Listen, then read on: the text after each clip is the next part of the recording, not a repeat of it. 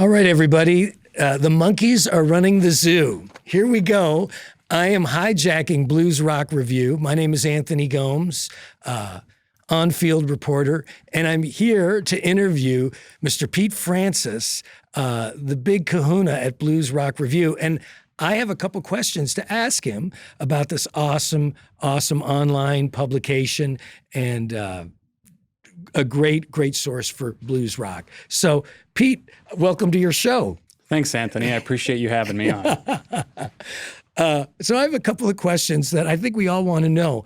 How did Blues Rock Review start? Yeah, so that's a great question.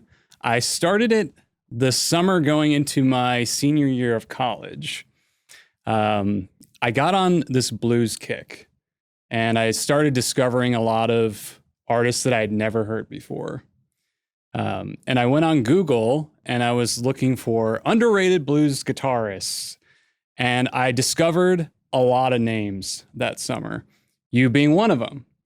Joe Bonamassa, Philip Sayce, Walter Trout, Ainsley Lister, Danny Bryant, Simon McBride. Discovered all these artists like at the same time. And then I realized, why is there like nothing on the internet about these guys? Like no one's covering them. And it made no sense to me. And so I created it as a Blogspot blog. It wasn't a .com or anything. Just created this Blogspot blog. I wrote maybe 15 album reviews over the course of the summer, and then I didn't touch the site until about 2 months before I graduated. And then I started looking at the traffic, and I was like, there's actually people reading this. Right. And I saw a lot of the reviews were on the first page of Google. And I was like, oh, this is kind of interesting. And I went to school for electronic journalism, which is essentially broadcasting. And so I was like, well, why don't I just start this up? And 14 years later, here we are. That's incredible. Why, in your opinion, do you think that blues rock music is overlooked? And I know that's a very biased question that I'm asking, but I feel like when I discovered blues rock, I was just blown away with how incredible this genre was and how underrepresented it was. Why do you think it hasn't reached a bigger audience? Yeah, that's a good question. I think there's been times where, certain acts have kind of broken through, like a Stevie Ray Vaughan. Obviously, in the 60s and 70s, this music was, I would say, you could say it's the heyday of it. Today, the artists that are on that same sort of level, talent-wise, don't get that same sort of recognition or attention. And really, I think a big thing comes down to exposure and the way it's marketed. Right. And so young people don't hear this music. Right now, I'm 36, and when I go to shows, I'm still like one of the youngest people at the shows, Right. Generally speaking. It's just young people, they're not exposed to it. It hasn't been marketed. I think a lot of young people might think of it as their parents' music. But I think we're going to get to a point, Anthony, with where AI is right now and everything becoming so digital and manufactured and fake. I think we're going to reach a point where people say, you know what? I think people playing guitar and actual instruments is pretty cool. So I could see it making somewhat of a comeback, you could say, or a push. I definitely think the health of the genre right now is far greater than it was 10 or 15 years ago. There's so many artists, you look at them where they were 10, 15 years ago, and you look at them now, and they've grown their audience exponentially. So I do feel like the genre is in a very healthy place, but you still need to figure out, how do we get more young people listening to the music? Yeah, excellent point. What was your game plan once you said, okay, I think I'm going to do this blues rock review thing? Where did you see it going? Where is it today? And where do you look to in the future? Yeah, so when I started it, I didn't have any context and I didn't really know anyone. So it was just kind of me, one man banding it at first. And then how I initially got help was I got a bunch of interns to help me out as writers at the early stages. And so that's how we kind of, I guess, accelerated the pace of the site building.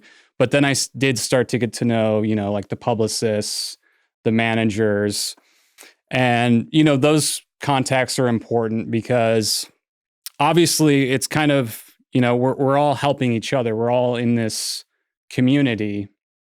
And so obviously if we provide an album review, it helps out the publicist, which helps out the artist, and then we share the links with them. They share it on the artist's social media, that sort of thing.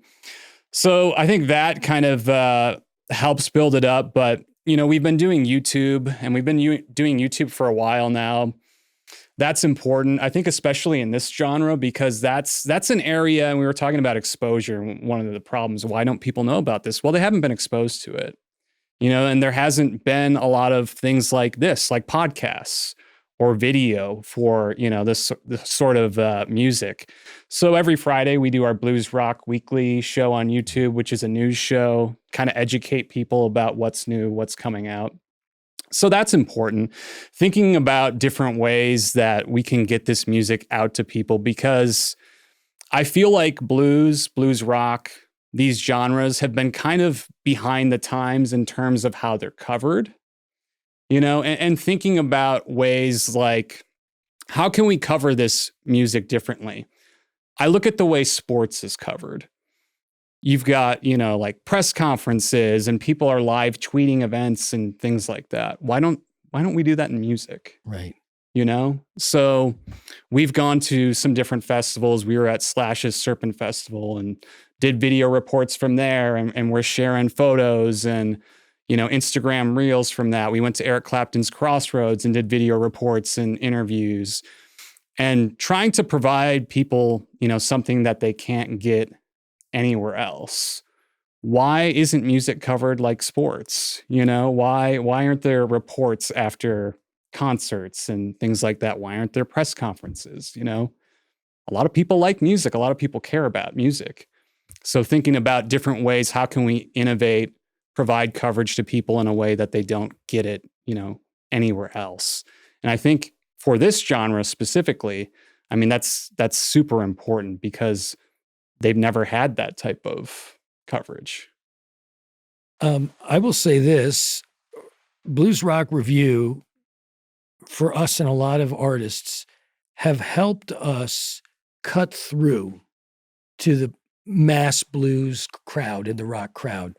Because a lot of times blues rock artists do not get the love from the genre, from the blues, overall mainstream blues genre. Well, that was the thing that I noticed when starting Blues Rock Review, was like the blues rock artists were not really getting a lot of coverage in the traditional blues magazines or outlets. It was kind of like, it was like a separate thing, but there wasn't really a lane there for them. And so that was kind of, with Blues Rock Review, kind of seeing an open lane, like, okay, there's these artists over here that are doing great work. Why aren't they getting recognition, the recognition that they deserve?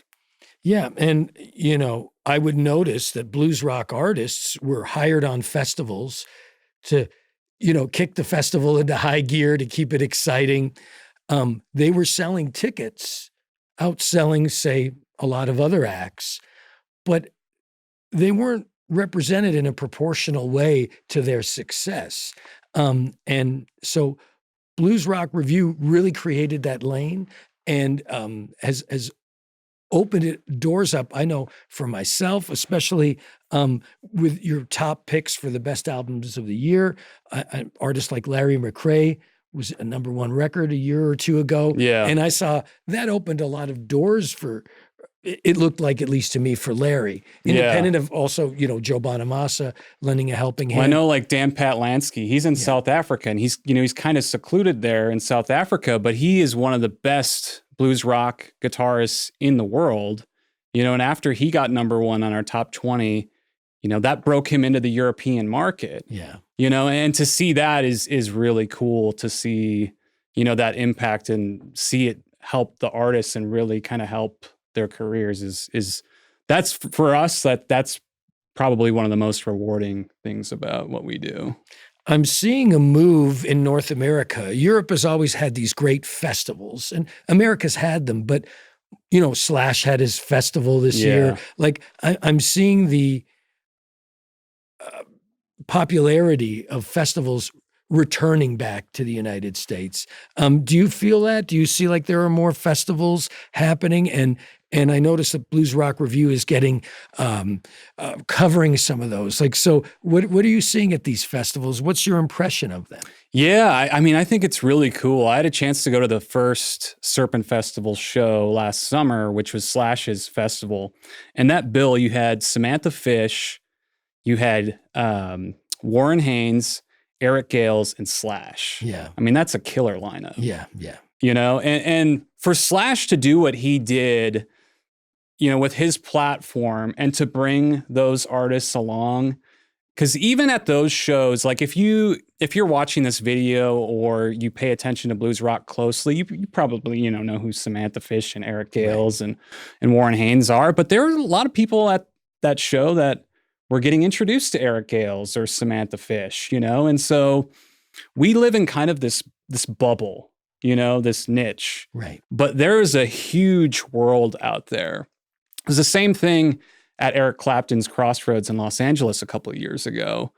I remember being in the hotel in the morning and the guys at the table next to us were talking about, oh man, Eric Gales was amazing last night, but they had never heard him before, and if you're following blues rock closely, you're like, man, this guy is one of the best guitar players in the world. But there's so many people out there that love this music, but they don't know where to hear it. Right.